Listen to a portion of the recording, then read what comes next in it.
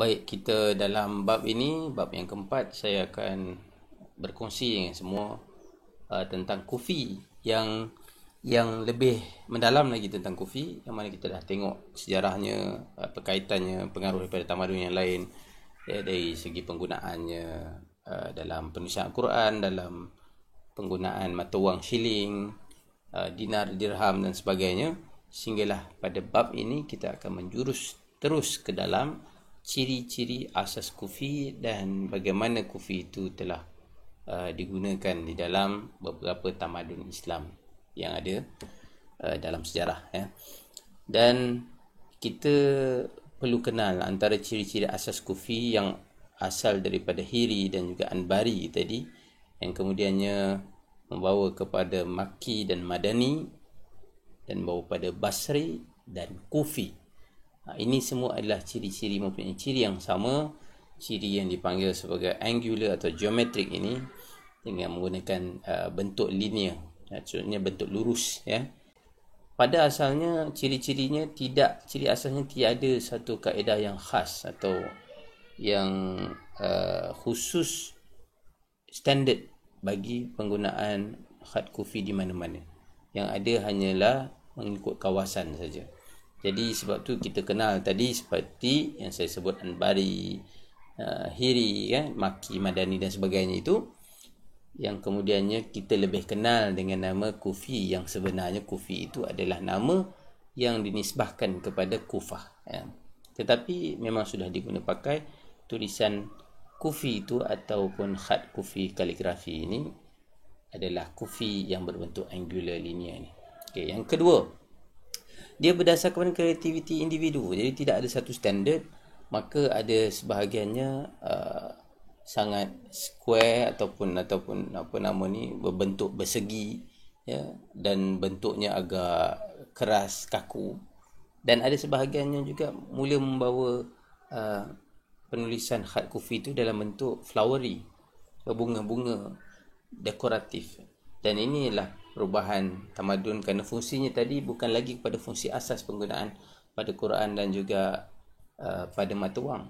Kemudiannya ia menjadi satu simbolik kepada zikir juga, ya, dengan tulisan-tulisan khat diletakkan pada dinding-dinding masjid, ya, pada binaan-binaan, menara dan sebagainya.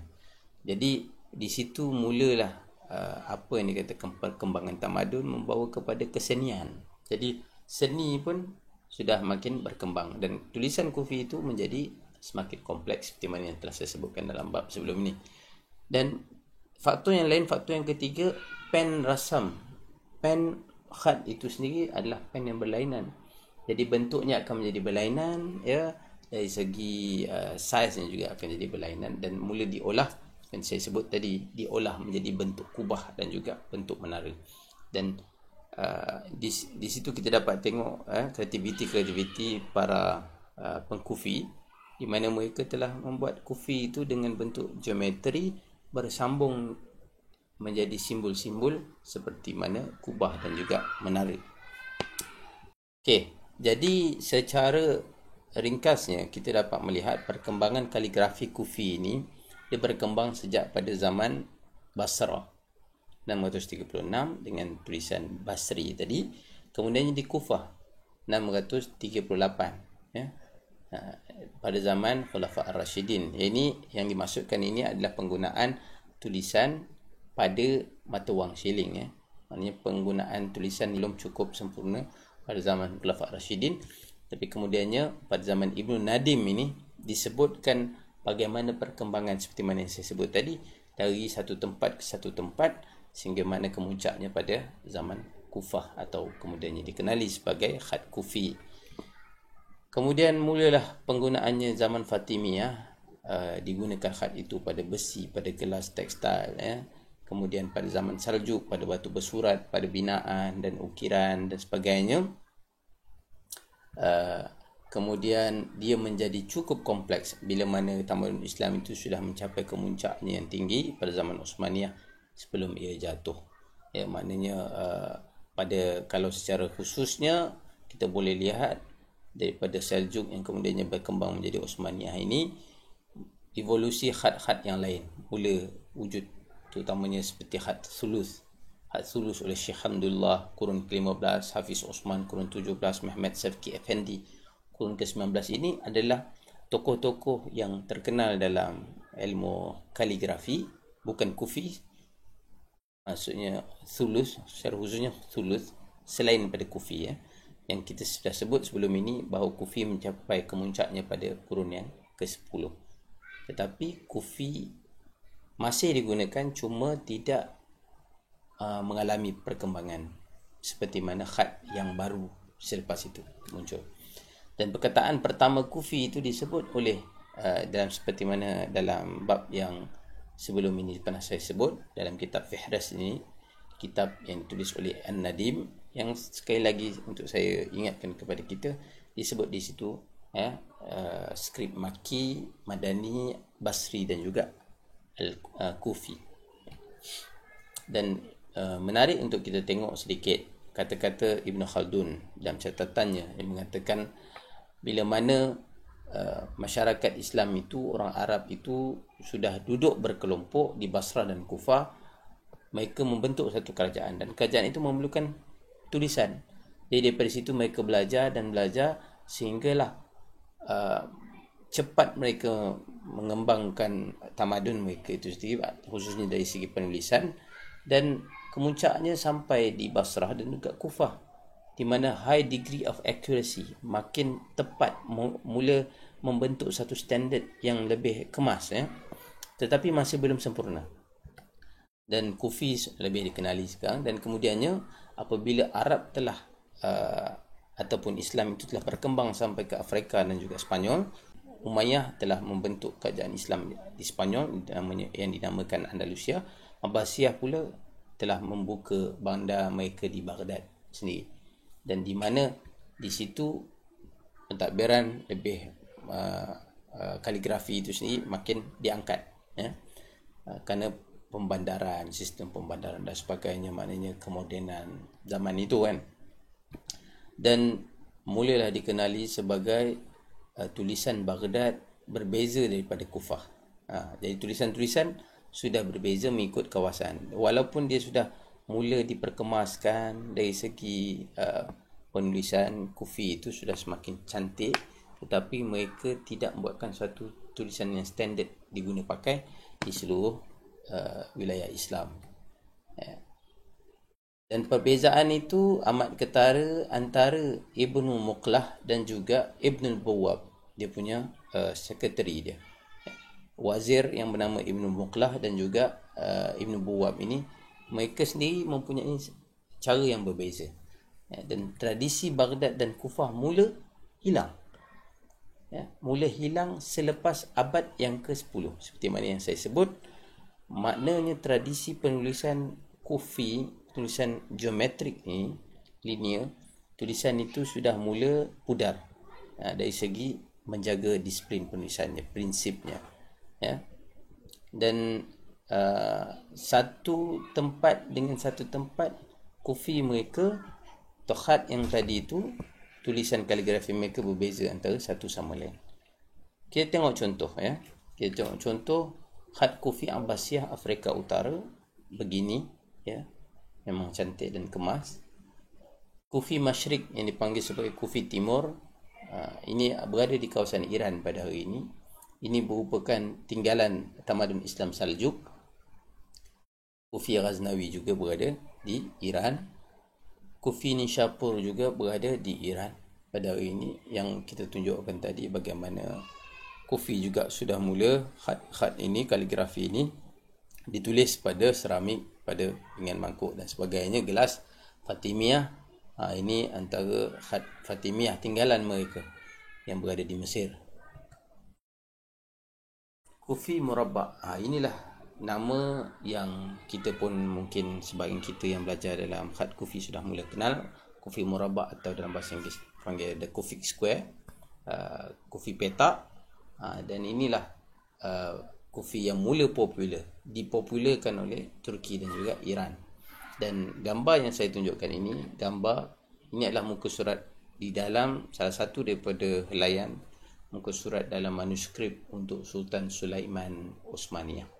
Kita boleh lihat di situ adanya khat kufi murabba. Di sini bermulanya kufi petak. Dan kita sendiri boleh lihat di sini bagaimana kufi yang awal kemudiannya berubah, kalau di sebelah timur dia menjadi kufi yang sedikit melengkung, kemudian dibentuk dalam bentuk jalinan foliate ini, kemudian dalam bentuk seperti diikat, macam ikatan, kemudian kufi murabba, square kufi, dan ornamental kufi yang berbentuk ornament. Okay, gambar yang kita lihat ni adalah gambar pattern kufi yang telah ada di dalam simpanan scroll yang cukup panjang, yang terdapat di situ 114 pattern kufi yang digunakan oleh kebanyakan seni bina masjid yang ada di dunia ini. Dan scroll Topkapi ini dipanggil scroll Topkapi kerana ianya disimpan di Museum Topkapi yang berada di Istanbul. Jadi scroll ini menyimpan 114 pattern dan dipercayai scroll ini disediakan sejak zaman Safawiyah di Parsi pada abad yang ke-15, iaitu zaman di mana Saljuk, sebelum daripada zaman Osmaniyah lagi, maknanya permulaan kepada Osmaniyah ingin mula bangkit, sehingga ke abad yang ke-16 oleh bangsa Turki, Safawiyah ini juga. Dan di situ sudah ada pattern kufi. Dan pattern kufi ini dipelihara oleh Osmaniyah dan berada di dalam Museum Topkapi. Dan seperti yang kita juga sudah sedia maklum dalam mana-mana tamadun yang saya sebut sebagai tiru tamadun sebelum itu, ataupun disebabkan zaman itu kegemilangan suatu tamadun itu dipandang hebat oleh tamadun yang lebih rendah padanya, maka mereka ini akan cuba mula mengambil faedah daripada tamadun yang lebih besar. Apa cara pakaian, yang itu yang dia tiru. Apa cara tulisan, itulah yang dia tiru. Bagaimana seni bina yang ada pada tamadun yang hebat tu, itulah yang dia ambil. Dan samalah dalam hal kufi, apabila ia menjadi suatu seni yang cukup cantik yang digunakan di pelbagai binaan dan sebagainya, maka wujudlah satu yang dipanggil pseudo kufi pada zaman Renaissance. Pseudo kufi ini adalah seni bina karya-karya seni barat yang mana mereka mengikut daripada karya kufi umat Islam, tamadun Islam. Ini antara contoh. Kita daripada jauh, kalau kita tak belajar kufi, kita akan sebut ini macam kufi, tapi sebenarnya ini pseudo kufi. Ini adalah gambar di dinding di salah satu bangunan yang meniru seni bina Alhambra di Spanyol, dan gambar dinding di Spanyol ini adalah gambar sekitar tahun 1350 yang meniru seni bina tulisan khat kufi umat Islam, yang kita pun tak boleh baca, tetapi menggambarkan di sini bagaimana kufi telah menjadi satu trend pada waktu itu. Sama juga dengan kita tengok apa di sini.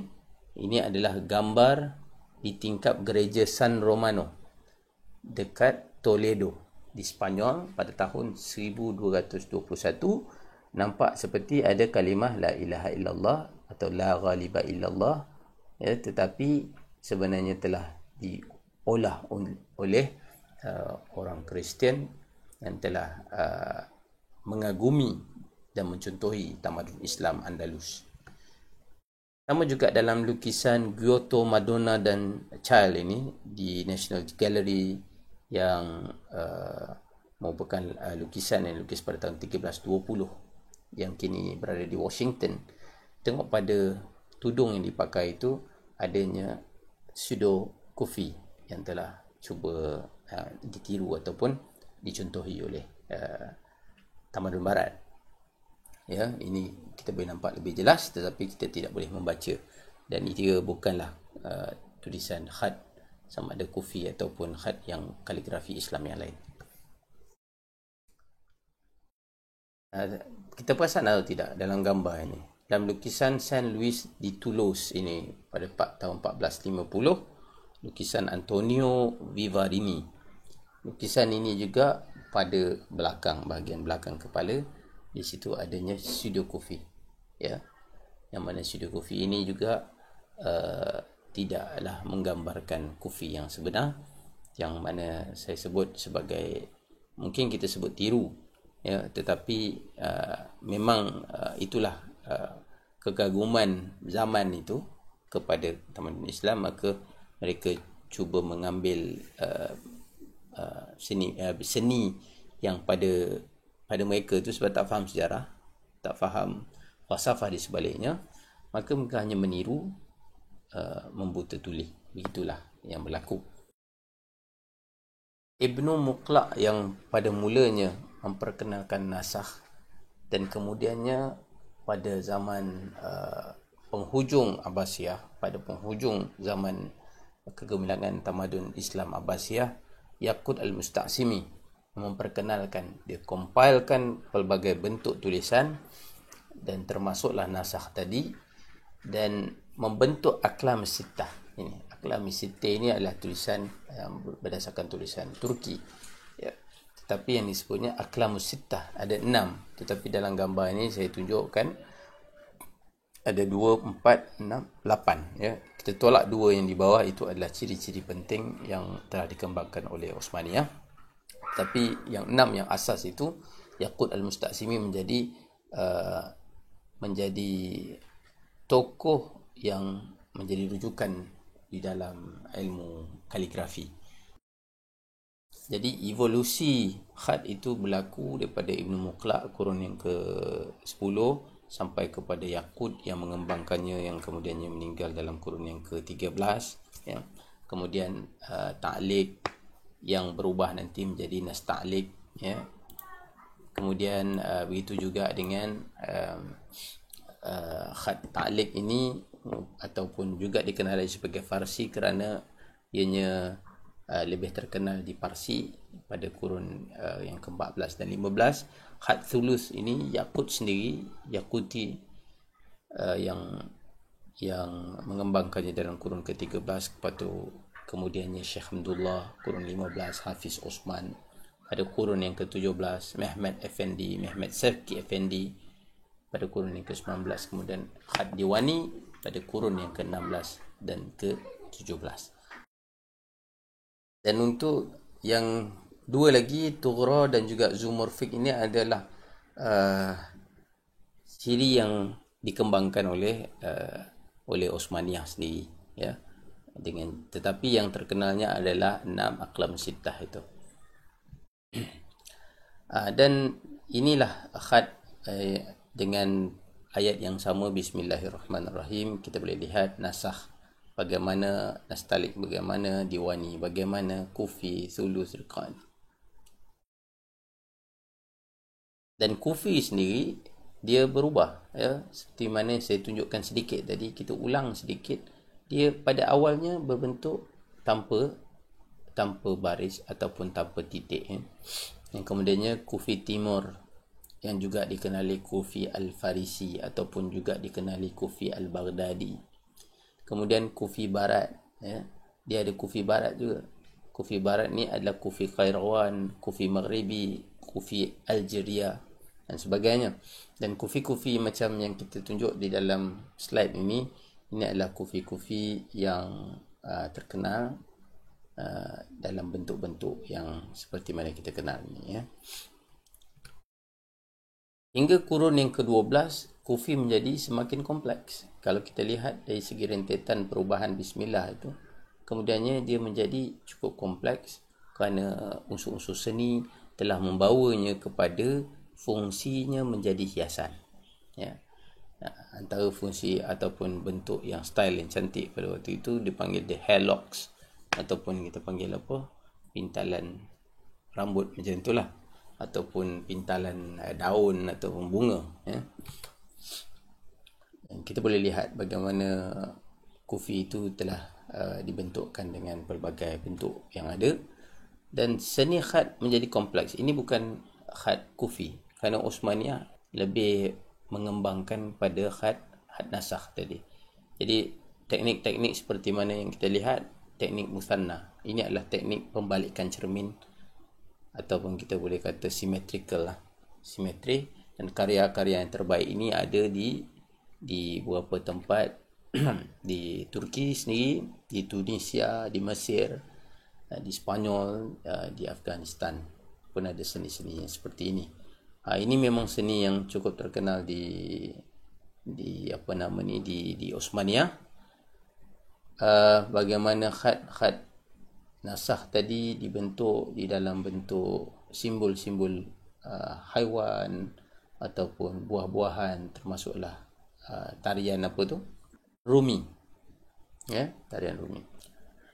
Dan kita lihat lagi contoh-contoh yang lain bagaimana khat kufi itu telah dibentuk dengan bentuk-bentuk yang kompleks. Rabbukum a'lamu bikum. Dan Osmaniyah lah yang mengangkat kufi ini menjadi satu seni disiplin yang cukup ketat. Seorang tokoh lagi yang nama Yazir, dia telah meletakkan, memandangkan kufi itu mula dibuat dalam bentuk yang kompleks, maka diberikan disiplin yang ketat yang boleh dilihat pada kufi di seni bina. Jadi setiap titik penting, tidak boleh dihilangkan sebagai contoh. Kemudian ikut rule matematik, maknanya dia buatkan rule, dia buatkan disiplin berdasarkan hukum matematik. Kemudian variasi-variasi bentuk dia terhad kepada variasi tertentu. Tidak boleh main ikut dan je, main duk buat je. Jadi untuk memelihara bentuk tulisan. Kemudian ejaan dan juga huruf mesti betul digunakan. Jadi mana yang tak ikut itu memang nampak cantik. Memang dianya nampak cantik di mata, tetapi bagi orang biasa nampak cantik lah, tapi tidak di mata ahli kaligrafi. Jadi kepada pelajar yang belajar ilmu khat kufi, mereka akan lebih memahami maksud saya ini.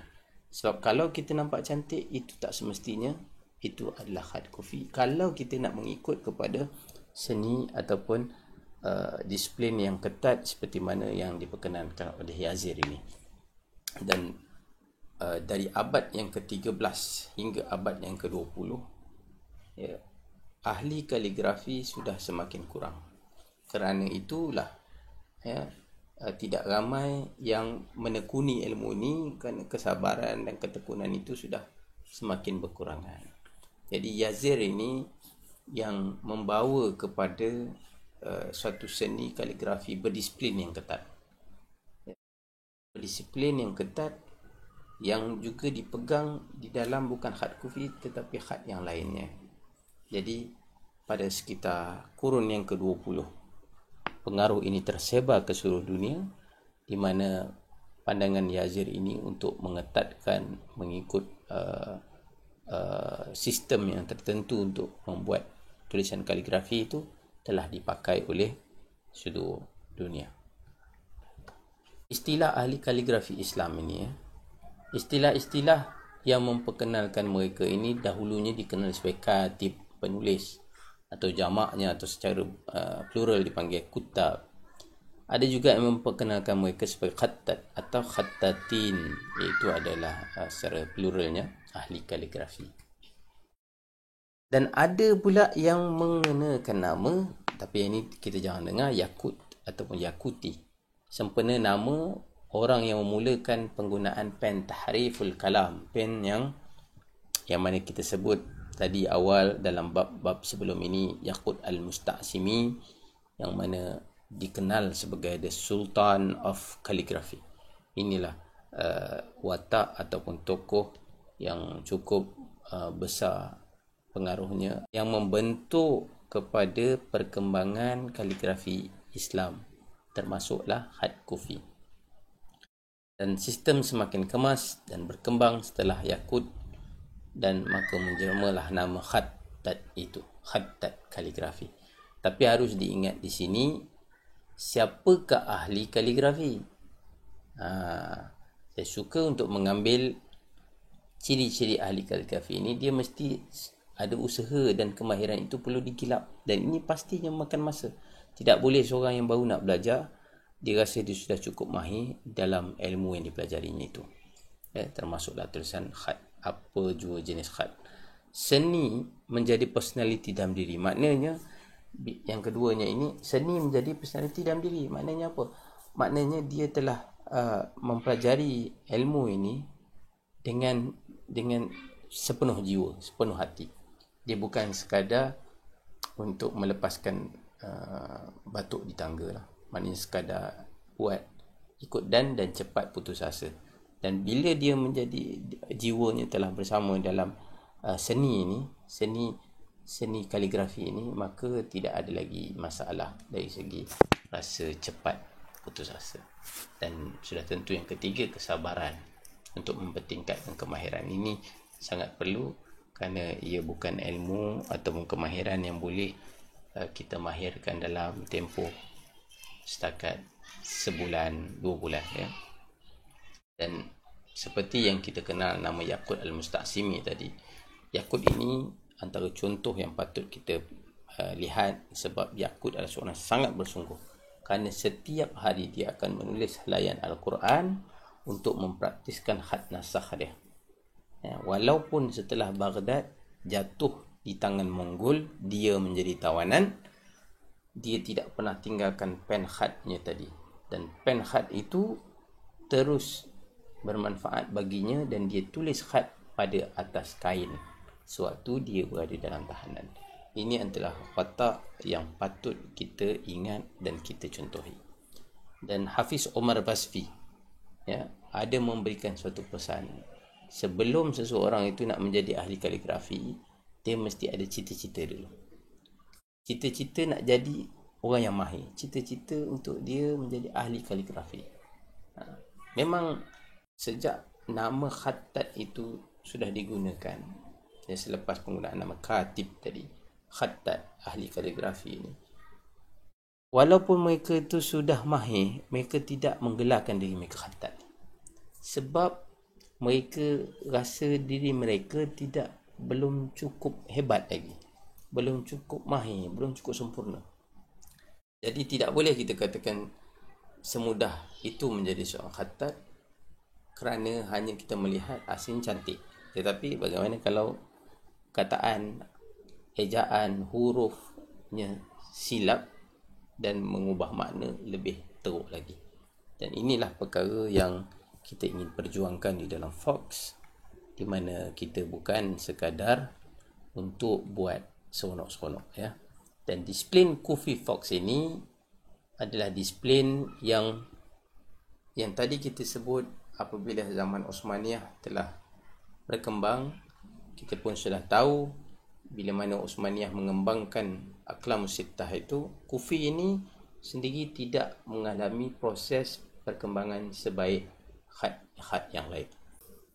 Jadi kita dalam Fox, ya, dalam Persatuan Seni Khat Kufi Murabba, Friends of Kufi Square ini, atau singkatannya Fox, kita hendak mengembalikan ataupun mengembangkan lagi ilmu Kufi ini supaya ia tidak berhenti sekadar zaman Osmaniyah, dan kemudiannya hari ini dalam teknologi yang moden, dalam orang menghargai seni,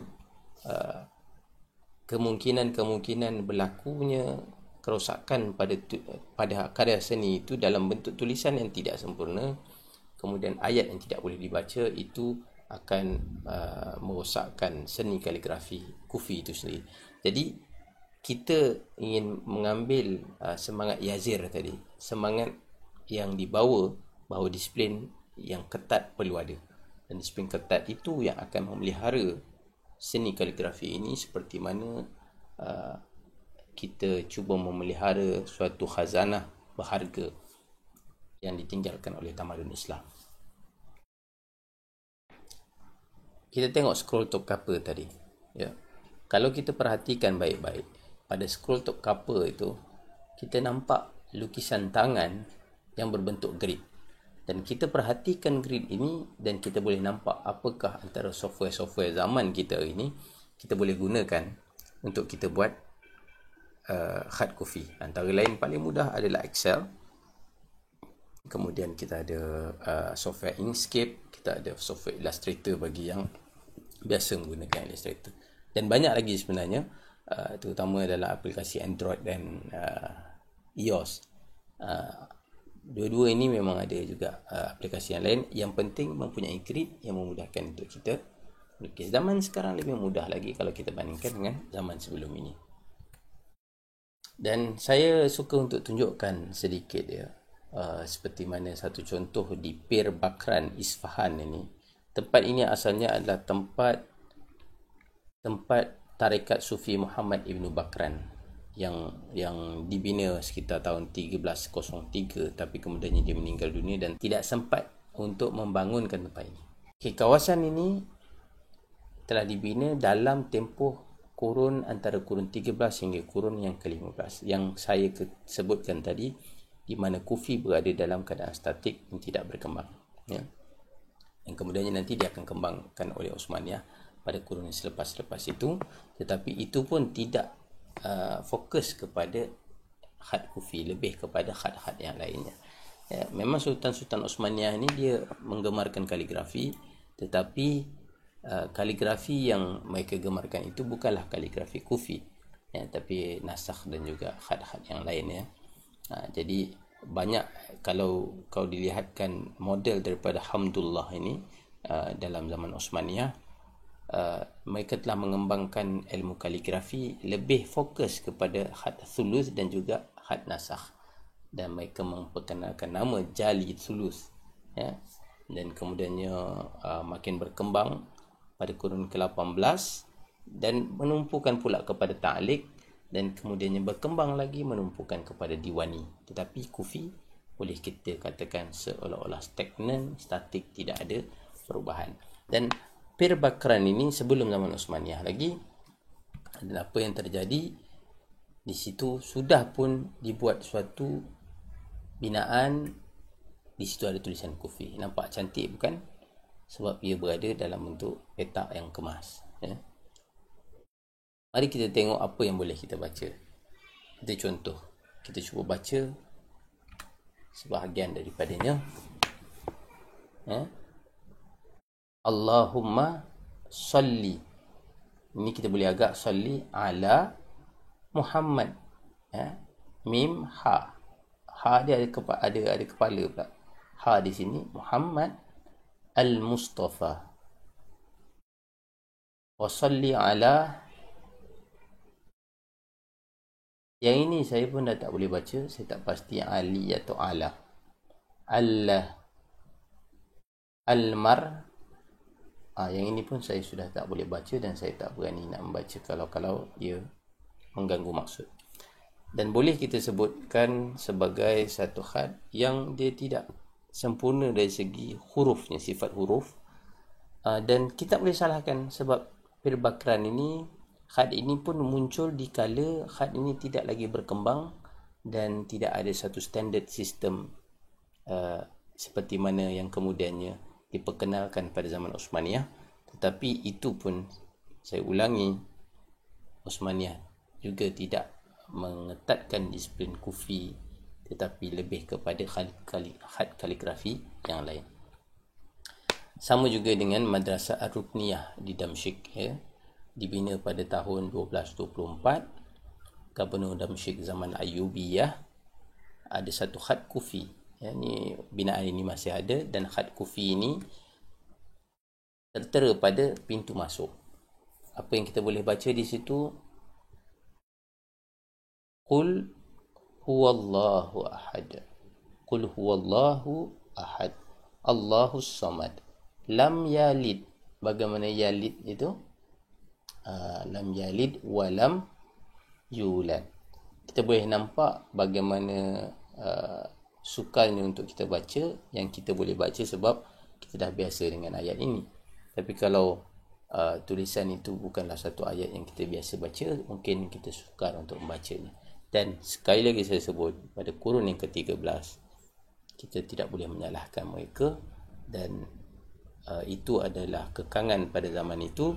Tetapi adakah dalam zaman kita yang moden hari ini kita ada pilihan untuk memperbaikinya dan menyempurnakan sifat huruf itu? Kita masih lagi mahu mengiyakan dan membenarkan kaedah penulisan yang boleh menimbulkan keraguan dan kekeliruan di kalangan masyarakat. Seperti mana ini juga, innallaha ala kulli syai'in qadir. Kerana kita sudah tahu perkataan itu. Kalau tidak, bagaimana untuk kita mengagak bacaan itu? Itulah antara cara bagaimana kita nak mengetahui karya-karya Had Kufi ini. Kita minta orang yang menjual ataupun kita sendiri, adakah kita boleh membaca perkataan itu, ayat itu ataupun tidak. Dan itu adalah salah satu daripada petanda sama ada had itu mengikut disiplin Had Kufi yang ketat ataupun sebaliknya. Dan dua ini adalah kufi murabbak yang diterima pakai umum untuk kalimah Muhammad dan juga Allah. Walaupun kalau kita sudah mula belajar dari segi huruf ha, sifatnya tidak boleh 3 petak ataupun 3 grid, itu agak pendek, tetapi dibolehkan untuk perkataan Muhammad ini. Ini adalah eksklusif bagi nama Muhammad dan juga Allah dalam bentuk murabbak ini ataupun peta itu dalam bentuk yang sedia ada seperti ini. Ini standard. Bagi yang lain dia terpulang kepada kita. Dan saya nak bawakan contoh ya. Ini adalah hasil daripada ahli Fox dan juga guru kita Asri Al-Bakir dalam kita membuat Had Kufi murabbak. Kufi square ni dengan tema bantulah barisan hadapan sempena COVID, kita boleh tengok bagaimana had ini kita usahakan dalam mengikut disiplin Fox untuk benar-benar mudah ataupun boleh dibaca dengan mengekalkan sifat huruf yang jelas. Jadi ban, ba, nun, ta, waw, bantu, lah. Ba, alif, ba, kemudian dibaca dari sisi kiri, barisan, ra, ya, barisan daripada sisi atas, sin dari sisi sebelah kanan, nun barisan. Kemudian ha dari sisi bawah kita baca ha, kemudian dari sisi kiri kita baca alif, kemudian dari sisi atas kita baca dal, ini huruf dal. Dan dari sisi kanan kita huruf pa, ada 3 titik di sini huruf pa, dan kemudiannya kembali kepada dari bahagian bawah nun. Dan inilah yang kita cuba usahakan. Kita ingin mengekalkan sifat huruf yang lebih baik, yang mana sifat huruf ini akan memelihara karya-karya kita daripada tersilap baca dan juga merosakkan makna. Ya, sama juga karya yang dibawa oleh guru kita juga dan merupakan ahli Fox, Salwa Hamzah, bagaimana baru-baru ni telah dibuat kempen untuk kita buat kufi bantulah barisan hadapan, dan inilah hasilnya. Dan begitu juga bila tuan-tuan dan puan-puan cuma mula belajar had kufi murabbak ini, kita akan belajar sampai ke tahap had kufi murabbak yang asas itu boleh digubah untuk menjadi dalam bentuk yang kompleks dengan aplikasi-aplikasi canggih yang ada pada hari ini, yang memudahkan kita untuk buat sampai ke bentuk bunga dan sebagainya. Dan ini juga dalam tulisan bantulah barisan hadapan. Dan tidak ada satu standard penulisan had kufi itu dia mesti dalam bentuk yang sama. Tidak. Kebiasaannya kalau 3 orang, 5 orang, 10 orang, kita akan dapat bentuk yang berbeza dalam bentuk square. Square memang square lah, petak. Tetapi huruf-hurufnya dalam variasi yang berbeza. Dan sebab itulah kita kena belajar, kerana dalam Fox kita telah memperkenalkan carta huruf had kufi murabbak 2018, dan carta ini cukup jelas kita sudah sediakan, di mana kita boleh lihat bagaimana kalau dia berada di sebagai huruf tunggal. Sebagai huruf tunggal bentuknya begini, kalau alif begini, ba begini dan sebagainya. Kalau dia berada di pangkal, bagaimana kalau dia berada di tengah, bagaimana kalau dia berada di hujung, ataupun dia berada dengan variasi-variasi bentuk. Ba boleh jadi hanya menggunakan 3 petak saja.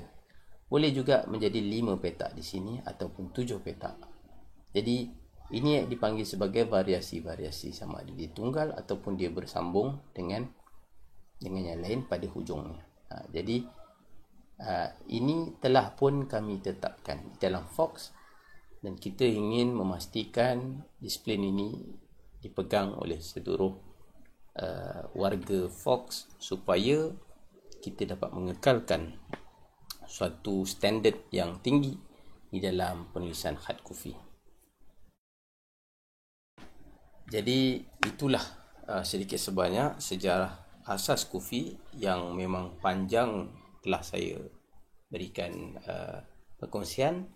Fox sendiri memahukan supaya semua ahli Fox yang bersama dengan persatuan kita memperjuangkan khat kufi yang lebih kemas, yang lebih berdisiplin, lebih berstruktur ini, bukan untuk kita mengatakan kita lebih baik daripada yang lain, tetapi untuk kita memastikan kualiti hasil karya kita itu mempunyai standard yang seragam, yang mana sukar untuk dipertikaikan jika ianya dibandingkan dengan karya-karya kufi yang sebelum ini.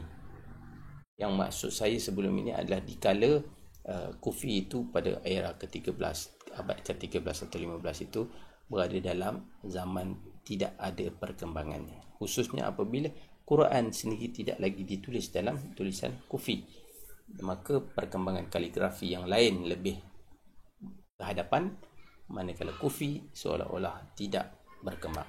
Dan tujuan Fox ditubuhkan adalah untuk memelihara khat kufi ini dan diangkat menjadi suatu standard penulisan khat yang cukup kemas dan profesional. Jadi sekian sahaja. Semoga semua yang mempelajari khat kufi dapat mengikuti disiplin yang cukup baik agar hasil karya kita tidak menjadi suatu hasil yang tiada nilainya. Sekian, wabillahi taufiq wal hidayah. Wassalamualaikum warahmatullahi wabarakatuh.